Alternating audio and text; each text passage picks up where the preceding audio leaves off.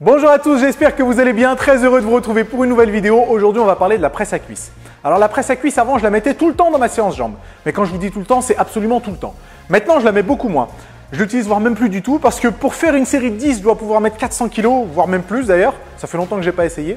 Et ça m'embête juste de devoir la charger, de la décharger. Donc j'avoue, je fais un peu mon feignant, mais c'est pour ça que je l'utilise un peu moins. Mais ça reste pour moi un exercice très intéressant, très efficace et qui mérite d'être placé dans votre séance jambes.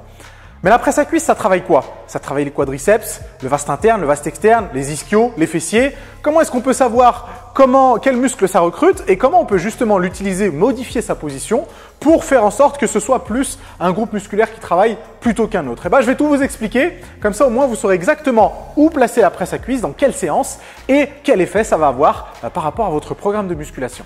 Les conseils que je vais vous donner aujourd'hui, évidemment, ils s'appliquent si vous avez une presse inclinée, comme vous allez la voir dans ma vidéo, mais ça s'applique aussi si vous avez une presse horizontale, qu'on trouve aussi dans beaucoup de salles de sport. C'est exactement la même chose.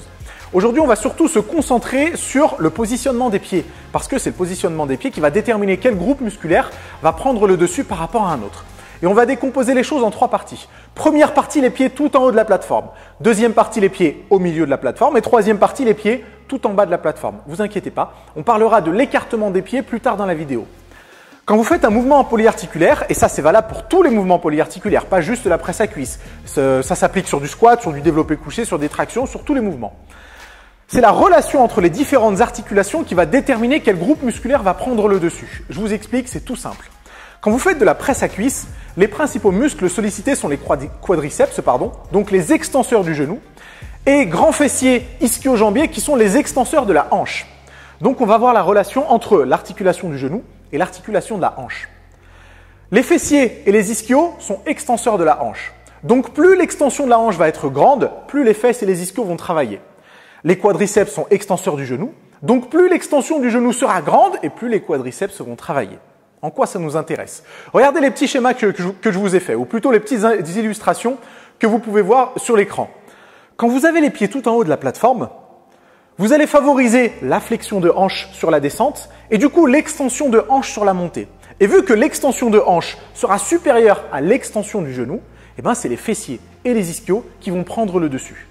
Quand vous avez les pieds au milieu de la plateforme, l'extension de hanche et l'extension de genou sont plus ou moins égales. Du coup, les 2 groupes musculaires vont travailler, plutôt les 3 groupes musculaires, donc quadriceps, fessiers et ischio-jambiers. Si vous avez les pieds tout en bas de la plateforme, l'extension de genou sera supérieure à l'extension de hanche et du coup, les quadriceps, vu qu'ils sont extenseurs du genou, vont travailler plus que les ischio-jambiers et le grand fessier. Ça vous paraît clair? C'est tout simple. Mais qu'en est-il de l'écartement des pieds? Est-ce que ça va avoir une incidence sur le recrutement musculaire? On va faire la même chose, on va diviser en 3 parties. Première partie, les pieds complètement écartés. Deuxième partie, les pieds largeur du bassin. Troisième partie, les pieds complètement resserrés. Je ne sais pas si vous l'avez déjà entendu, en tout cas moi je l'ai déjà entendu plein de fois et d'ailleurs j'en étais persuadé il y a quelques années. On me disait tout le temps, écarte les pieds si tu veux travailler l'intérieur des cuisses, resserre les pieds si tu veux travailler l'extérieur des cuisses. Alors c'est vrai pour l'intérieur des cuisses. Effectivement, si vous variez l'ouverture des hanches pour que les pieds soient écartés, vous allez mettre l'accent sur l'intérieur des cuisses, les adducteurs. On est d'accord sur ça. Par contre, quand vous resserrez les pieds, en aucun cas vous allez mettre l'accent sur l'extérieur de la cuisse, sur le vaste externe du quadriceps. Et l'explication elle est toute simple. Le vaste externe ne s'attache pas sur la hanche, ne s'attache pas sur le bassin. Du coup, de faire varier l'ouverture des jambes ne va pas modifier l'écartement des points d'insertion et du coup, il n'y aura ni contraction ni étirement au niveau de ce faisceau-là. Du coup, inutile de resserrer les pieds. Vous pouvez les garder à l'écartement des hanches, ou alors un peu plus écartés pour travailler l'intérieur des cuisses, mais complètement les resserrer. C'est inutile et peut-être même que ça pourrait être dangereux au niveau de l'articulation des genoux. Donc voilà, ça vous fait quelques petits conseils. J'espère que ça vous aura éclairé. J'espère que ça vous permettra de modifier un petit peu la façon dont vous effectuez la presse à cuisse pour que ce soit parfaitement adapté à l'objectif que vous vous êtes fixé. Dites-moi ce que vous en pensez. Dites-moi si vous connaissiez déjà ces petits conseils. Et puis, continuez à vous abonner. Bien sûr, mettez un petit pouce bleu et on se retrouve très bientôt pour une autre vidéo.